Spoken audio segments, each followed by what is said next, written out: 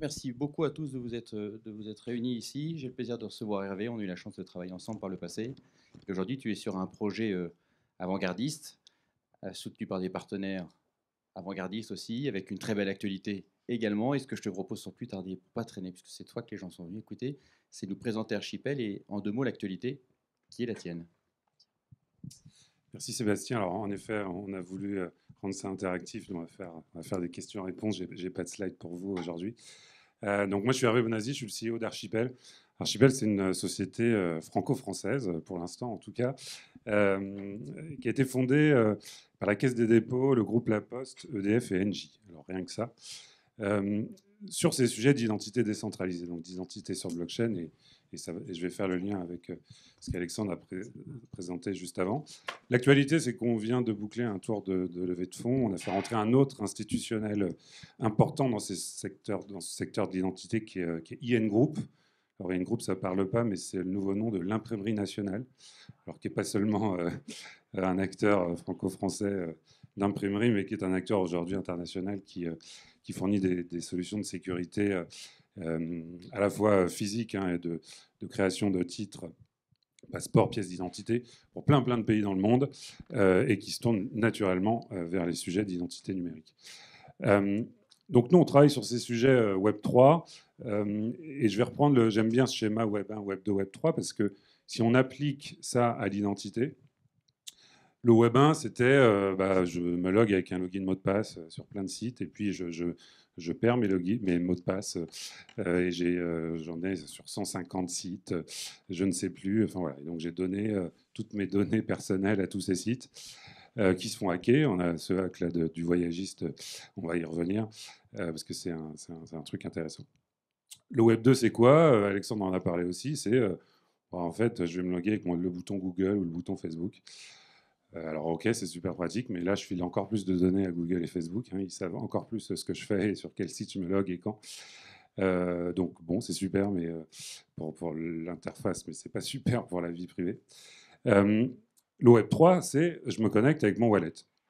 La vraie différence, c'est ça, c'est que mon wallet, il m'appartient. Les données à l'intérieur de mon wallet m'appartiennent. Je suis vraiment là dans un contrôle total. Je ne donne d'informations à personne. En tout cas, les connexions ne sont pas tracées par un tiers centralisé type Google, Facebook, qui gère ce SSO aujourd'hui. C'est mon wallet. Et dans mon wallet, j'y mets ce que je veux, j'y mets de la crypto. Mais demain, je vais y mettre des éléments d'identité. Donc c'est ça l'identité décentralisée. C'est redonner le pouvoir aux utilisateurs. C'est vraiment le grand thème du Web3. Aussi pour la gestion de son identité, en l'occurrence de son identité numérique. Pourquoi Archipel a été fondé par ces acteurs hyper institutionnels? Ça paraît bizarre pour une startup Web3. Eh bien parce qu'on va amener l'identité régalienne. On va amener des preuves officielles dans votre wallet pour pouvoir l'utiliser dans le monde du Web 2 réel, pour pouvoir se connecter à un site, ouvrir un compte bancaire avec mon wallet, parce qu'il y aura ma preuve d'identité.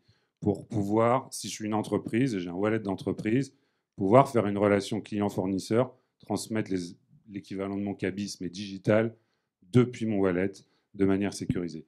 Et ce n'est pas seulement, du coup, l'identité au sens pivot, état civil ou cabis pour une entreprise. Je vais pouvoir mettre plein d'autres choses. Du coup, je vais pouvoir mettre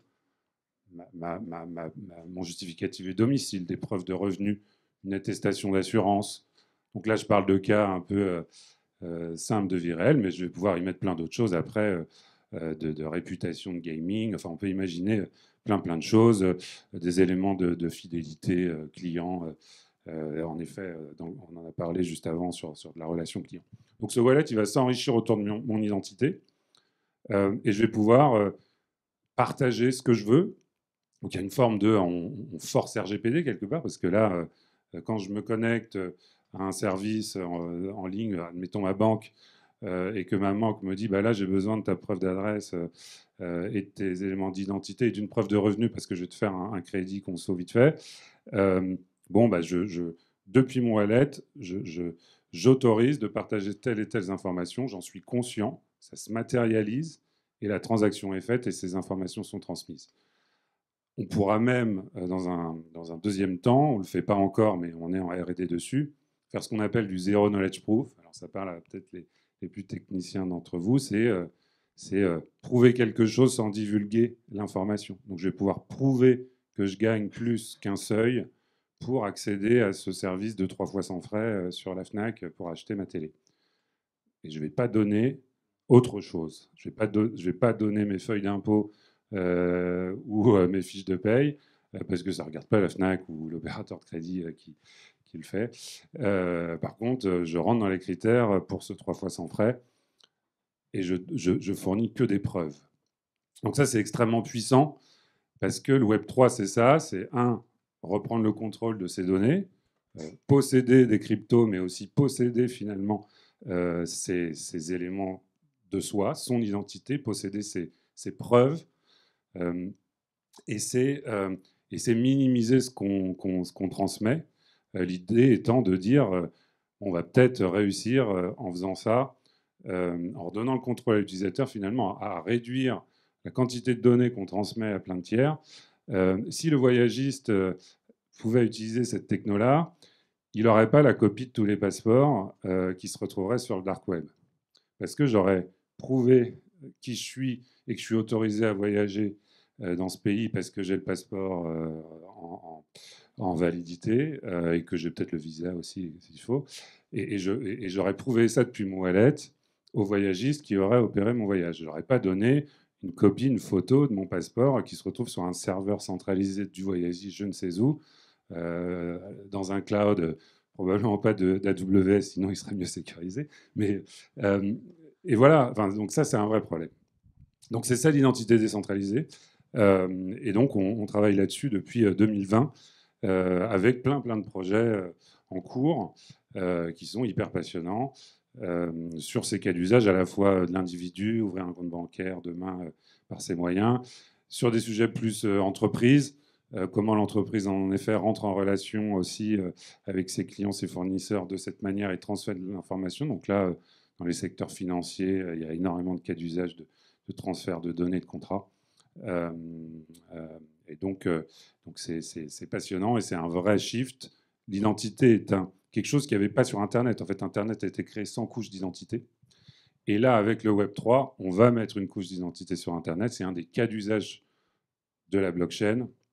La blockchain sert, comme vous l'avez compris, à gérer le fait qu'on a des wallets qui sont sécurisés par des clés et qu'on assure la traçabilité de ces transactions de données.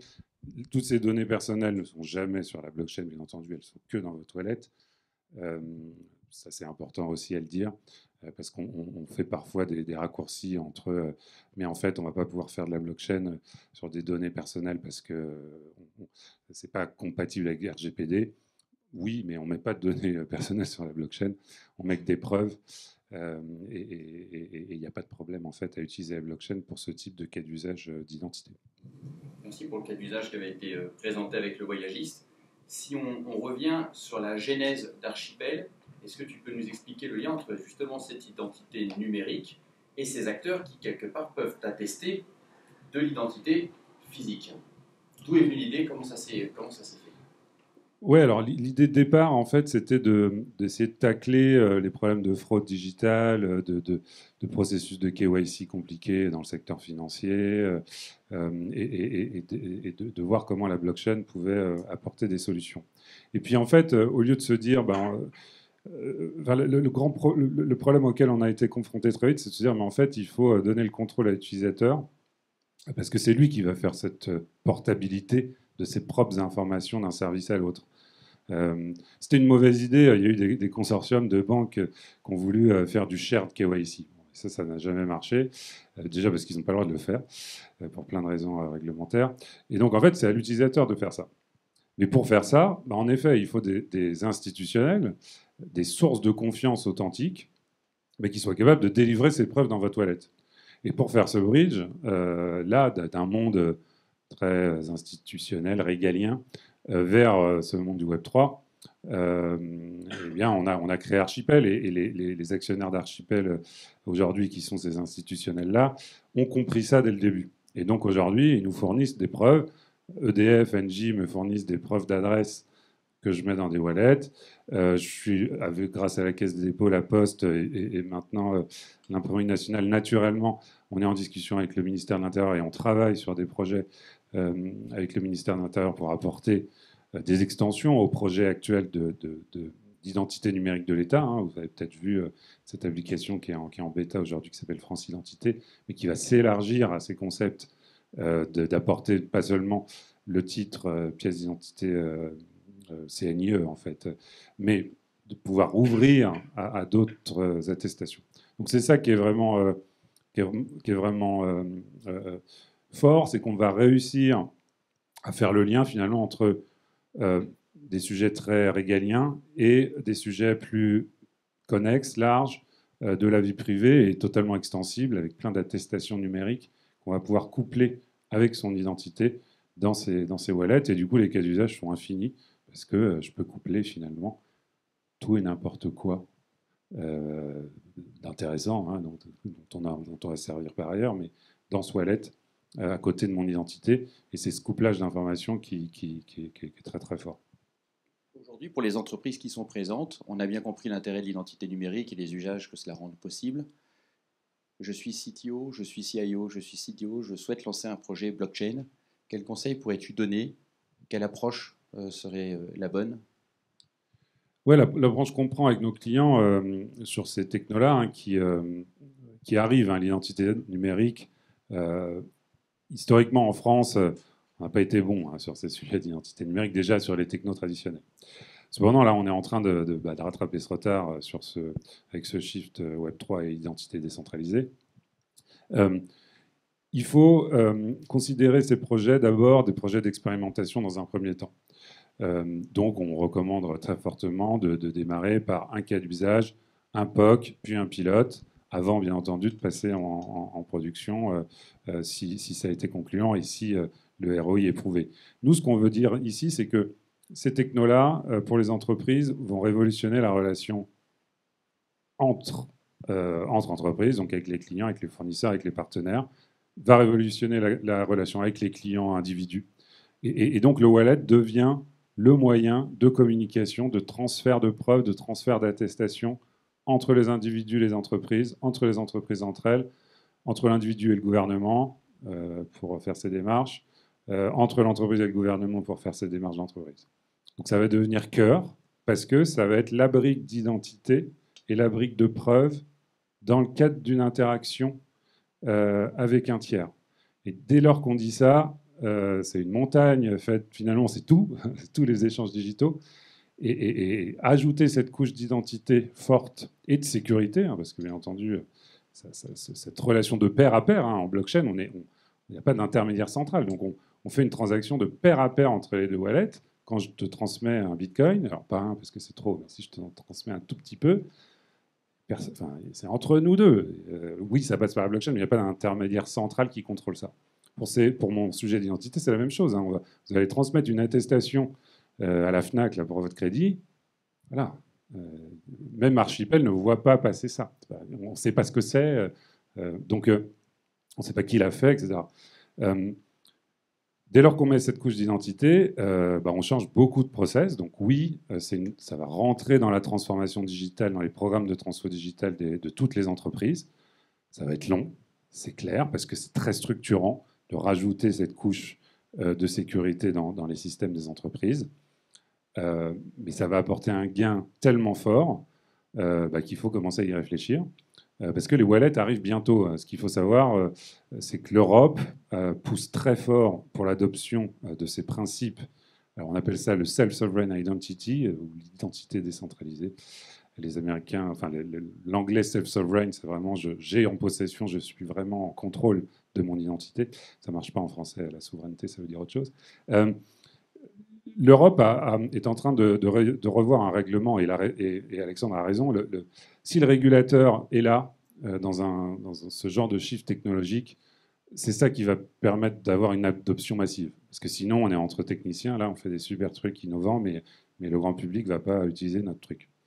Donc, là, ce que l'Europe a décidé de faire, c'est de réviser un règlement européen qui est important, qui s'appelle EIDAS, sur l'identité numérique, la sécurité, la confiance numérique. Enfin, c'est un truc qui existe déjà depuis quelques années, mais qui n'était pas très probant. Ce nouveau règlement va imposer à tous les États en Europe de sortir ces wallets, en tout cas d'autoriser ces wallets et de les mettre sur le marché, et de fournir du coup ces moyens de délivrer les pièces d'identité officielles à la fois pour les citoyens et les entreprises dans ces wallets-là. Et donc tout un écosystème d'acteurs secrets, dont nous, pour faire levier sur cette réglementation future qui arrive. Là, le règlement est ce qu'on appelle en trilogue à l'Europe, entre la Commission et le Parlement. Il va arriver fin d'année. Le temps d'être mis en place, on peut parler plutôt début 2025. Ça veut dire qu'en 2025, vos clients ou vos partenaires auront des wallets et pourront s'en servir pour interagir avec vous. Ça veut dire qu'il faut que dès maintenant, vous regardiez ces sujets, vous expérimentiez et vous voyez là où vous allez avoir les plus forts ROI.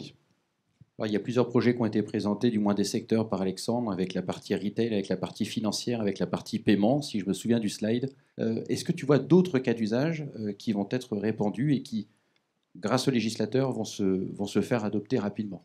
On va passer d'un wallet produit star à quelque chose qui aura une commodité, où tout le monde devra s'en servir. Mécaniquement, vers quoi tu penses que les gens vont aller avec cette nouvelle tech? Alors, le fait de commencer à mettre des éléments d'identité et des éléments connexes du quotidien dont j'ai besoin dans mon wallet, ça va forcément driver de l'adoption dès lors que ça me sert à quelque chose.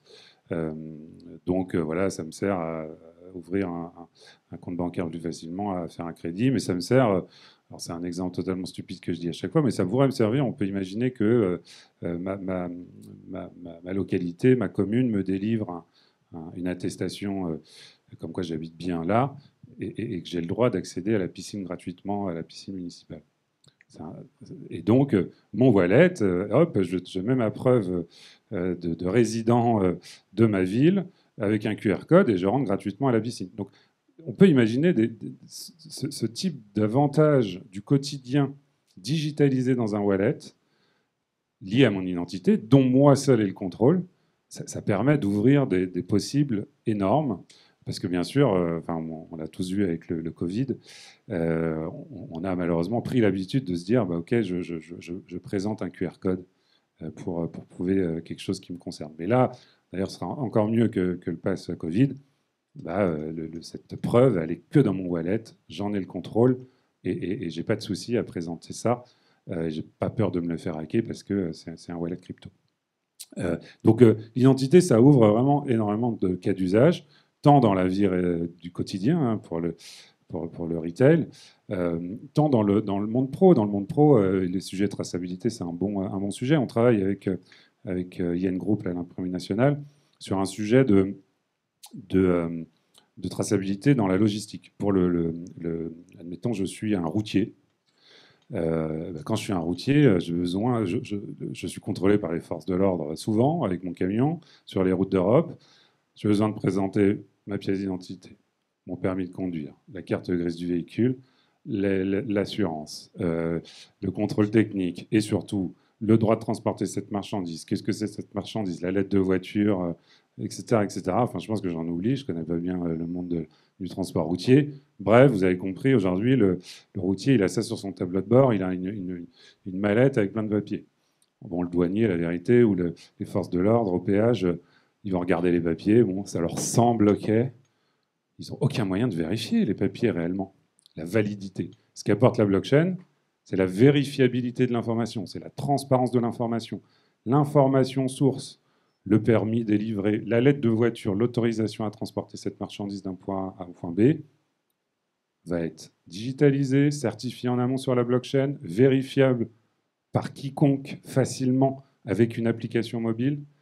Et on va pouvoir mixer toutes ces attestations dans une seule application qui va être présentée aux forces de l'ordre. Ce cas d'usage de traçabilité ou de transport dans le secteur professionnel, on voit tout de suite le gain opérationnel pour tous les acteurs du transport et pour le chauffeur routier, en l'occurrence, qui n'aura pas besoin de se trimballer des papiers.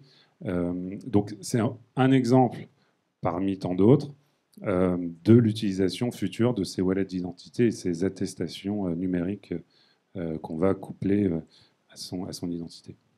Effectivement, on voit d'autres cas d'usage, que ce soit pour prendre l'avion, que ce soit pour se déplacer, que ce soit pour de nombreux autres sujets. On est parfait dans le timing, Hervé. Du coup, je te laisse la parole pas pour conclure, mais quels sont les sujets sur lesquels tu interviens? Quels sont les messages que tu souhaiterais faire passer? Il y a des experts, il y a quand même plus d'experts que de novices, soyons honnêtes. Qu'est-ce que tu veux proposer? Non, je crois que j'ai passé les messages au DSI sur le fait qu'il faut regarder ça et puis expérimenter. Je pense qu'on peut prendre des questions parce que l'idée, c'est peut-être aussi de rendre ça interactif. Je ne voudrais pas qu'on fasse tous les deux que monopoliser la parole. Prenons les questions si vous en avez. Alors, une première main ici. Si tu veux. Merci. Bonjour, Burance Demir, je suis ingénieur doctorant à EDF. Je voulais savoir, du coup, c'était plus une question sur la blockchain. C'était quel rôle a joué la blockchain sur la constitution de ce consortium d'entreprises assez différentes? Et si c'était possible de faire ce consortium sans la blockchain? Parce qu'en fait, elle a eu un rôle dans la construction. Oui, tout à fait. C'est une très bonne question parce que la blockchain, elle apporte deux propriétés fortes.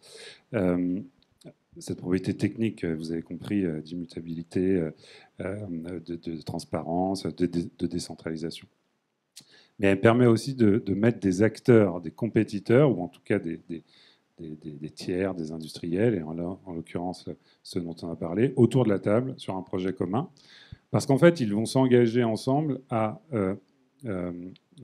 héberger les nœuds de l'infrastructure ensemble et à porter le projet ensemble. Et donc à mutualiser les coûts, à la fois de R&D, mais aussi surtout après d'opérations. Et ils s'engagent à assurer cette décentralisation dans la durée. Et donc, ça permet de créer ce type d'initiative autour de l'identité numérique parce qu'on s'engage ensemble à créer un système qu'on maîtrise ensemble et qu'on maintient ensemble. Donc, c'est aussi la force de la décentralisation. Hein, c'est tout le monde a un intérêt commun au succès de maintenir la sécurité de l'infrastructure. Et en effet, c'est très vertueux pour la création de ce type d'initiative comme Archipel qui, très honnêtement, seul, avec un acteur central seul, a moins de chances de réussir. Parce que là, il faut en effet mettre autour de la table beaucoup d'acteurs qui vont avoir un incentive à participer.